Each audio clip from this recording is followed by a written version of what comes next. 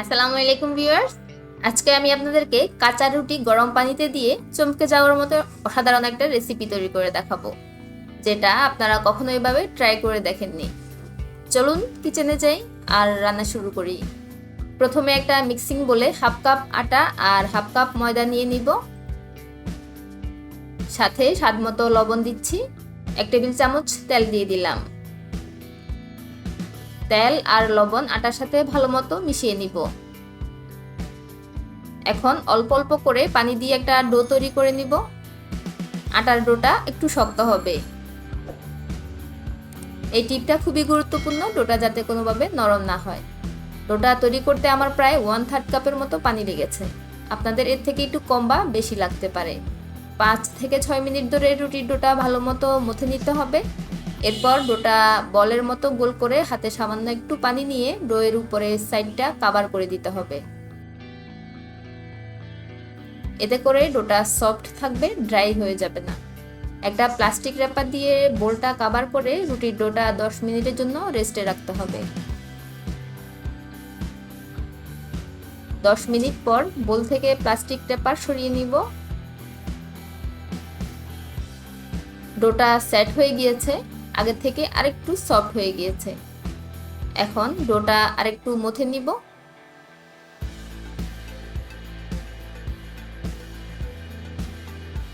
লম্বা একটা রোল বানিয়ে নিব।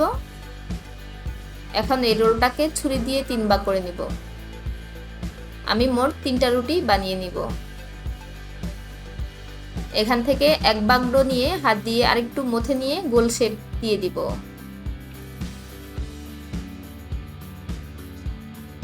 এখন একটু ময়দা ছিটিয়ে দিয়ে রুটি মতো করে বেলে নিব।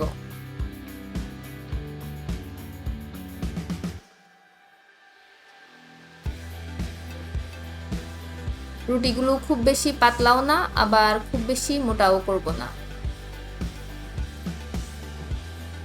এভাবে আমি সবগুলো রুটি বানিয়ে নিয়েছি। চুলায় একটা প্যানে 1 লিটার পানি ফুটতে দিয়েছি। পানিতে বলক আসলে 1 টেবিল চামচ তেল দিচ্ছি। এখন বেলে রাখা কাঁচা রুটিগুলো ফুটন্ত পানিতে দিয়ে দিব।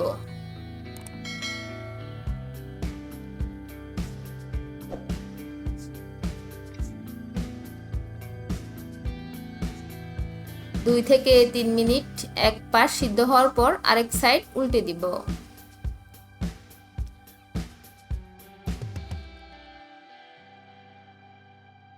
প্রায় 7 থেকে 8 মিনিট সিদ্ধ হওয়ার পর রুটিগুলো চুলা থেকে নামিয়ে ফেলবো।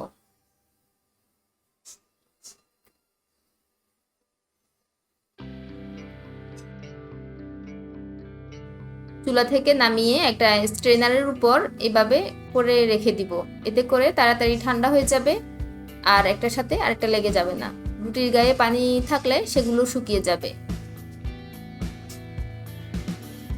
রুটি বেলার পিঁড়িতে অল্প একটু ময়দা ছিটিয়ে নিচ্ছি।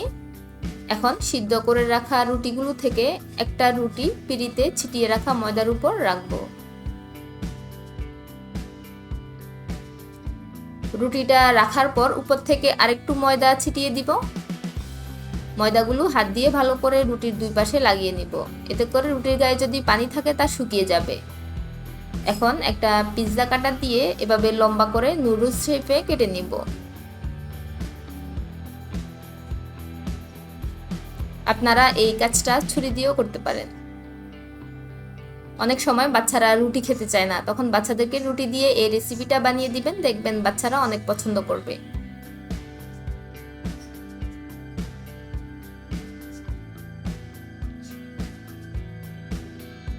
রুটিটা কাটার পর উপর থেকে অল্প একটু ময়দা ছিটিয়ে দিচ্ছি। এতে করে একটার সাথে আরেকটা লেগে যাবে না।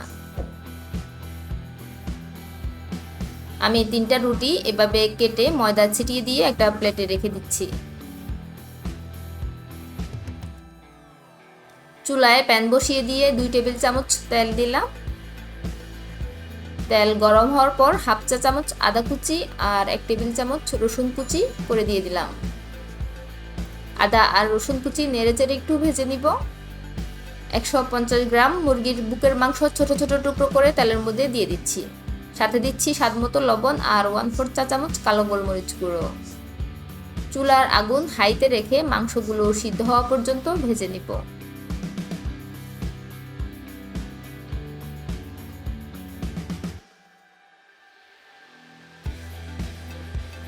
প্রায় 4 থেকে 5 মিনিট ভাজার পর মাংসগুলো সিদ্ধ হয়ে গিয়েছে। এখন মাংসগুলো এক পাশে রেখে আরেক পাশে একটা ডিম ভেঙে দিয়ে দিব। ডিমটা একটু ভাজা হওয়ার পর নেড়েচেড়ে ডিমটা মাংসের সাথে মিশিয়ে নিব।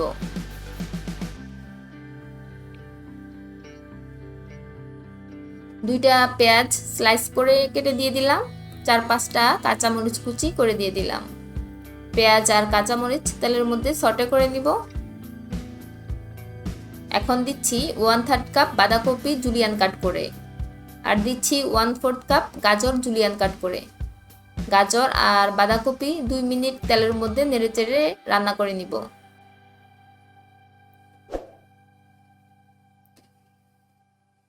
এখন কেটে রাখা রুটির টুকরোগুলো দিয়ে দিব।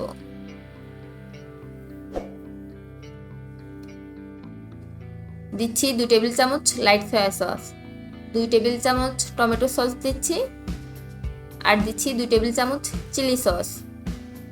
1 চা চামচ চিনি দিয়ে দিলাম। 1 টেবিল চামচ কর্নফ্লাওয়ার 3 টেবিল চামচ পানির সাথে মিশিয়ে দিয়ে দিচ্ছি। এখন দিচ্ছি 10 গ্রাম রেড ক্যাপসিকাম আর 10 গ্রাম গ্রিন ক্যাপসিকাম।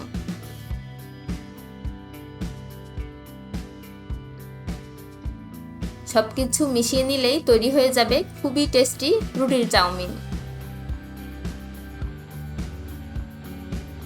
দোকান থেকে আর নুডলস, পাস্তা কিছুই কিনতে হবে না। আপনারা রুটি দিয়েই এভাবে বানিয়ে দিবেন, দেখবেন সবাই খুব পছন্দ করবে।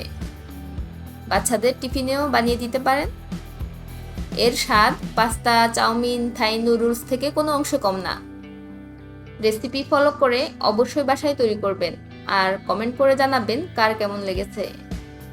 ভিডিওটা ভালো লাগলে একটা লাইক দিয়ে যাবেন আর রেসিপিটি আপনার ফ্রেন্ডস এন্ড ফ্যামিলির সাথে শেয়ার করবেন। আজ বিদায় নিচ্ছি, দেখা হবে নেক্সট রেসিপিতে। আল্লাহ হাফেজ।